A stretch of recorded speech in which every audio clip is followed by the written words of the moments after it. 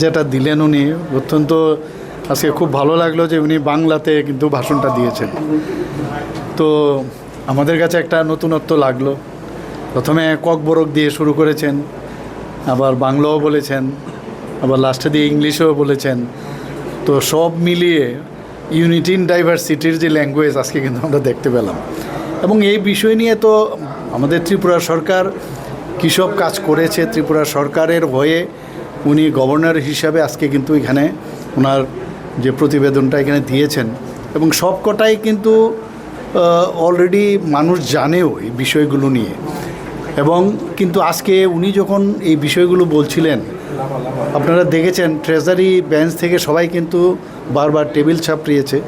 অর্থাৎ এত এত কাজ এই গভর্নমেন্ট করেছে এবং লাস্টে দিয়ে উনি বললেন আমি মেইন কথাগুলো খালি বললাম, বাকি এত কাজ এই সরকার করেছেন যে সময়ের কারণেও এটা একটা সমস্যা হয়।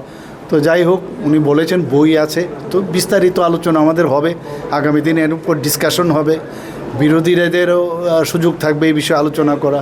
আমাদের ট্রেজারি বেঞ্চের থেকেও আমরা সবাই এটার মধ্যে আলোচনা করব এবং যার যার যুক্তি দেখাবে, আমরা আমাদের যুক্তি দেখাবো।